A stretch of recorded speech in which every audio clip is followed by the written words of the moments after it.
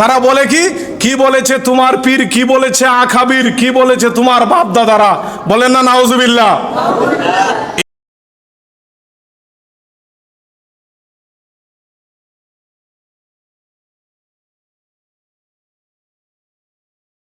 এক ছাত্র পরীক্ষা দিতে গিয়ে সে গাজার পুটলা হাতে নিয়েছে, বলেন নাউজুবিল্লাহ। এই তো জাগতিক লাইনের শিক্ষাঙ্গনের অবস্থা, গাজার পুটলা হাতে।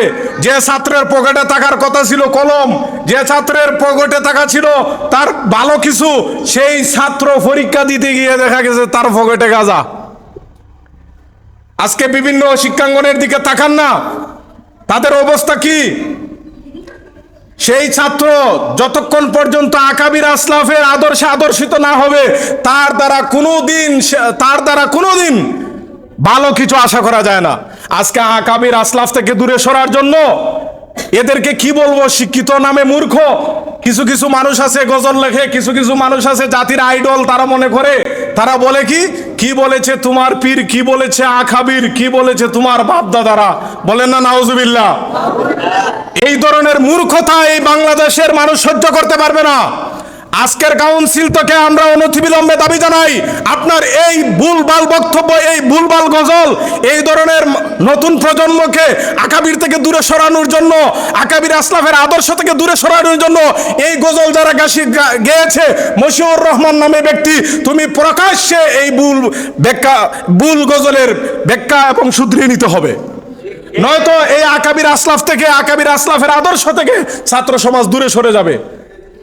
আমরা আকাবিরদের জীবনী যখন জানি, তখন আকাবিরদের জীবনের মধ্যে আমরা চেতনা খুঁজে পাই। আকাবিরিনদের জীবনের মধ্যে আমরা নতুন পথ খুঁজে পাই।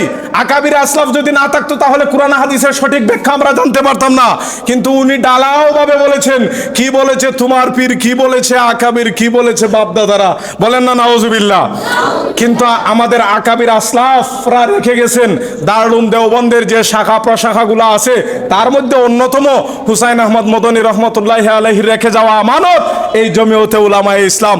এই জমিয়তে উলামায়ে ইসলামের ছায়াতলে যারা ছাত্র সমাজ আছো, সবাই, একজন ছাত্র যাতে বাকি না পড়ে, একজন ব্যক্তিও যাতে, একটা ছাত্র যাতে ফর্ম ফিল আপ না করছে এমনটা যেন আমরা না দেখি। আমরা ছাত্র জমিয়ত জামিয়া শাখাকে উদাত্ত আহ্বান জানাবো, যারা দায়িত্বশীল হবা, তোমরা একটা সন্তান, একটা ছাত্রকেও যাতে ফর্ম ফিরাফে না হয় এমন যাতে না দেখি। কারণ প্রত্যেকটা ছাত্র জমিয়তের ছায়াতলে আসো, কওমি মাদ্রাসায় পড়বা আর বিভিন্ন গ্রুপ করবা, এটা কখনো সহ্য করা যায় না, এটা বরদাস্ত করা যায় না, এটা কওমি মাদ্রাসার আদর্শ হতে পারে না। কথা ঠিক না ঠিক?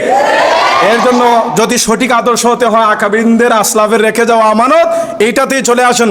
একদম রাজনীতি, সুস্থ ধারার রাজনীতি যদি থেকে থাকে, আমার দৃষ্টিকোণ থেকে জমিয়তে উলামায়ে ইসলাম যদিও একটা এখন ব্যাপক হারে নাই, কিন্তু আমাদের ফাউন্ডেশনটা তো মজবুত। আমাদের ফাউন্ডেশনটা সেই গুড়ায়, সেই দারুল দেওবন্দের শিকড়ের গাথা আছে। আমাদের ফাউন্ডেশন তো সেই আওলাদের রাসূল, আমাদের ফাউন্ডেশন তো সেই হুসাইন আহমদ মদনী। সবাই ভালো থাকুন এবং ছাত্র জমিয়তের ছায়াতলে সবাই আশ্রয় গ্রহণ করুন, সে আশা ব্যক্ত করে দীর্ঘ আলোচনা করার জন্য ক্ষমা প্রার্থী। সবাই ভালো থাকুন, সুস্থ থাকুন। আসসালামু আলাইকুম রহমতুল্লাহ।